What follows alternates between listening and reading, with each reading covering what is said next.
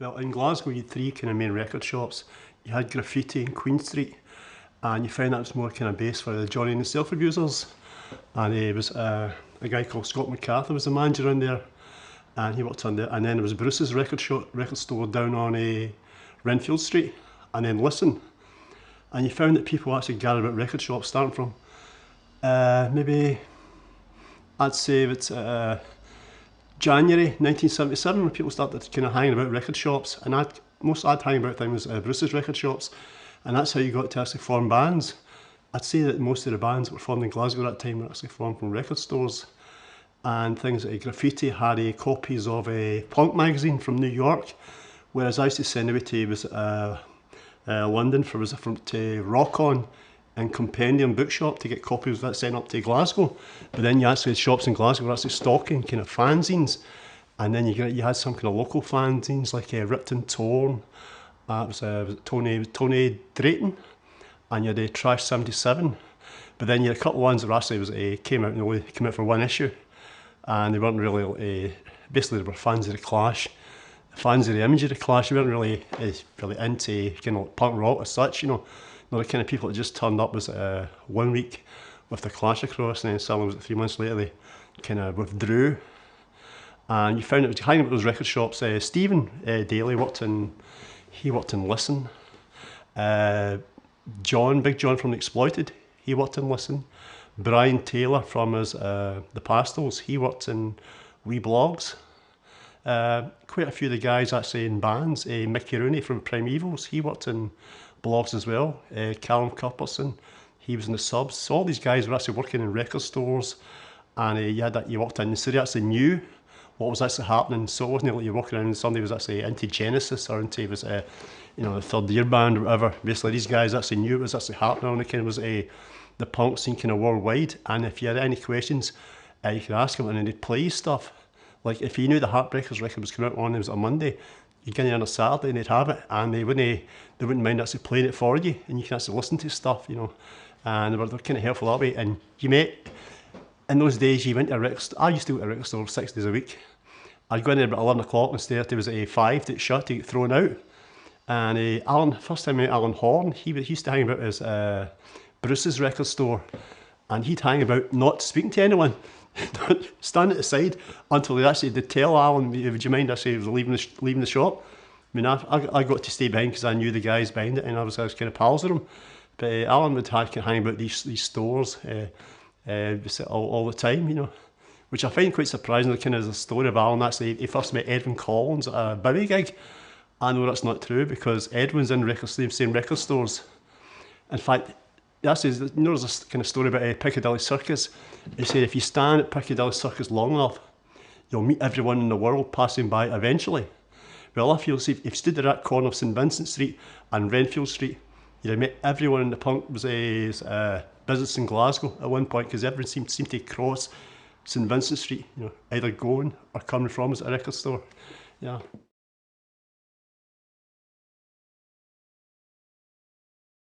We first came up with the idea of how putting the Fun 4 record out, because I was between bands at the time, and I'd actually gone had a normal job, and I was saving money, and I was going to put a record out. And I met Edwin crossing St Vincent Street, and we had a kind of conversation. It said, yeah, well, Stephen's interested. Stephen had actually left Orange Juice at that time. In fact, Orange Juice didn't even exist at that time because it was the New Sonics, and Stephen had left the New Sonics to say Stephen's actually interested in putting a record out. So he put me in touch with Stephen, and we came up with a plan to put out the Fun 4 single. And just that was really just meeting Edwin on the street, you know, to put it together, you know. I never got any kind of personal fallout from it, but really, some people actually thought it was a Nazi anthem, you know, which it wasn't, you know. It was actually kind of like, see if you actually understand, see White Light, White Heat was Lou Reed, the kind of format. It's actually saying a kind of American square dance, and what I can envisage is actually when it says left, right, step inside. The idea actually was a square dance. It was a kind of warp kind of square dance. It wasn't time just a left, right, you know. See, I had the kind of this guy with kind of megaphones, a left, right, step inside, boys to the left and girls to the right, you know. So he had that kind of dance thing kind of. So it was kind of like kind of weird kind of dance of death that was actually happening there, and it was quite well. The intro was great, but some of the lyrics later on were kind of iffy, because I wrote a great intro, but I actually wrote a lot of crap for the rest of the song. The chorus was good, but this kind of, say the second verse and the third verse were kind of just rubbish. I kind of put together, but the idea was good for a kind of squared. It was a kind of weird kind of squared dance of death, and I thought, well, let's make it easy. Like, it's kind of my hook, so they actually understand what I'm talking about. Let's say drop in a bit of Haydn, you know. Let's give them some a bit of Haydn's Emperor. We'll put it as that kind of that string concerto. We'll put him as Haydn kind of. It's called the Deutschland über alles, you know, more familiar as Dutch. We dropped it in, you know, just that so people would actually understand what it was about, you know. And it does sound quite Russian, and you listen to it now and it sounds quite. If I had to do it again, I'd do it, you know, sort of really a lot slower, and it's more tuneful, yeah, I think, you know. But it was quite shocking, I thought, yeah, to say the least.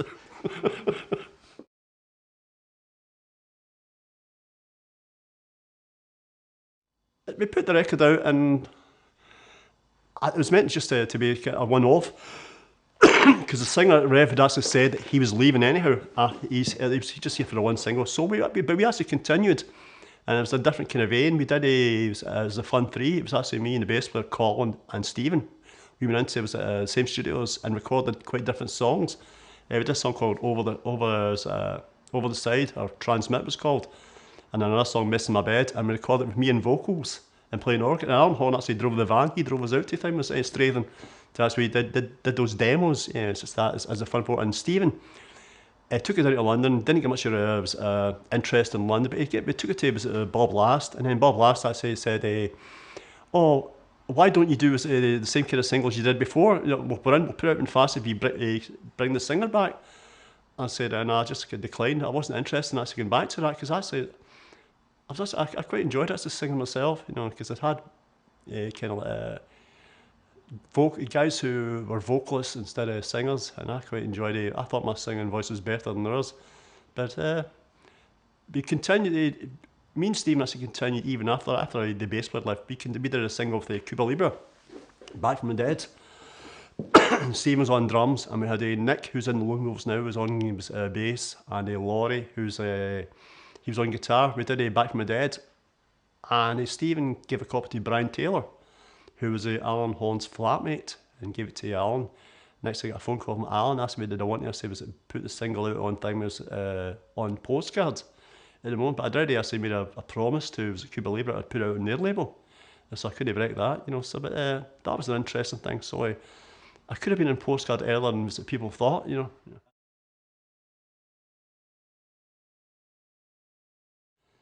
We put together the Lonewolves. The original Lonewolves was going to be called Death Trip after Iggy, but then they thought, no, hold on, we'll try and say that's not such a great idea, because if you actually call yourself Death Trip, you're just actually inviting failure. We thought, no, we'll change our mind. So we thought it was what's the idea? Was kind of, we quite liked it. We always like country music, you know, like Hank Williams, and you got these Hank Williams and his Drifting Cowboys. So we thought, let's put it, what about the Lone Wolves? And we quite like to, the reason we chose the Lone Wolves is because it's a paradox, because you're together as Lone Wolves, you're not down as, if Lone Wolves should actually be singular. And we thought it's a good, let's play on this paradox, and that's why we chose it, you know. This kind of, it's more like kind of tribute to Hank Williams, you know, that we did. But the Lone Wolves we're playing was with country tinges, but we weren't a country band, because I used to speak to Stephen Dale, and I said, I'd love to do country versions, but we're not actually good enough musicians to actually play country music, as you know. We don't have the kind of chops to do that, you know. We could do it vocally, but we couldn't actually do it instrumentally, you know. But the idea between the Lone Wolves actually was to put in, that kind of country image, but not really thing, not country as per se. No, we didn't wear bootless ties and all that, you know. So, you know. Edwin had that down, you know, so we didn't have that, you know.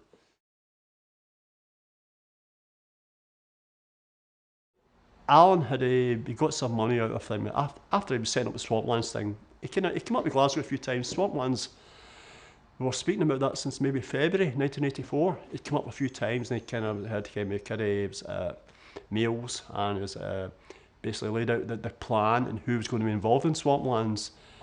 And at the time it was Patty Paladin and Jane County and Johnny Thunders.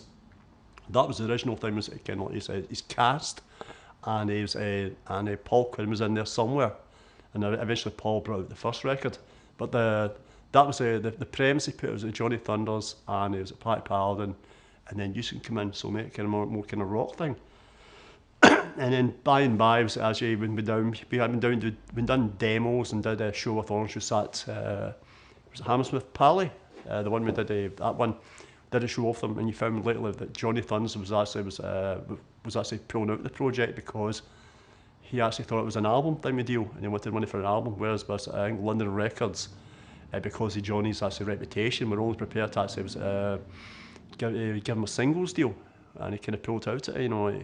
So I think it was the single was Crawfish, and it was Love Knot. That was the two sides that were recorded for. I think it was Postcard. That's why some people say there's actually gaps in. No, sorry, Swamplands.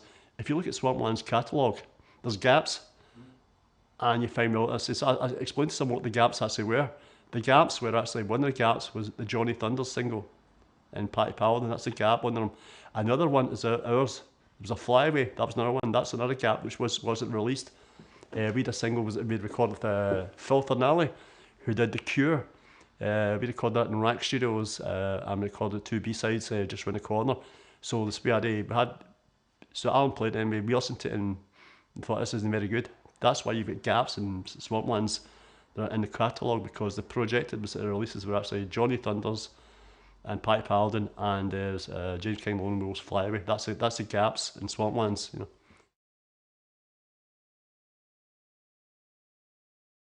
If you start out at a certain level, you end up, if you play in pubs, unfortunately, we never actually played in pubs.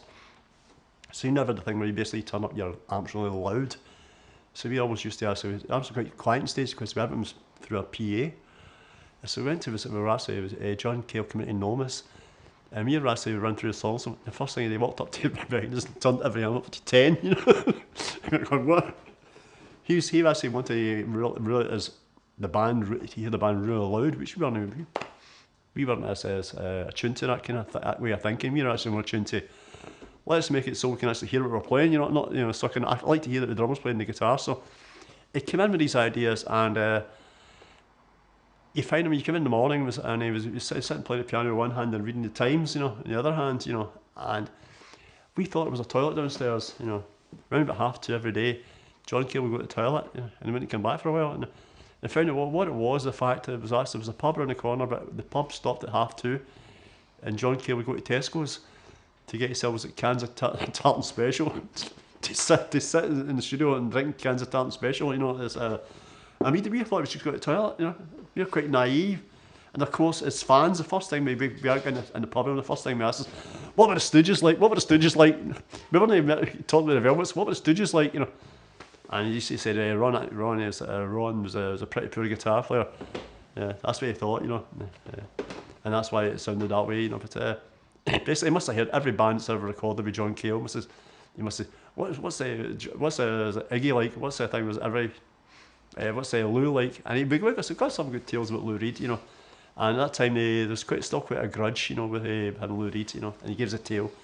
It says, how did these break up? It said the band got together, and Lou said to the rest of the band, if Cale goes to Cleveland, I'm not. And that's how it was at the Velvet Underground. They broke up the John Cale thing. We recorded 2 songs with John Cale.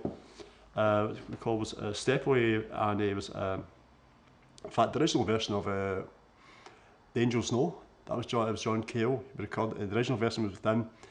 And they put us into our studio. We was in London recording more, and we fly. There's some 8 or 9 tracks still lying there, but the songs were good enough, but really some that's kind of wrong kind of choice of engineers.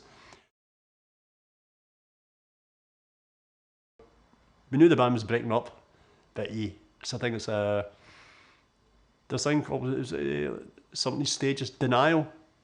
You get through denial and accept. So I was still in denial. I knew the band was breaking up, so there was denial there. You eventually come into acceptance, was something like 20 years down the line, you finally accept it, you know.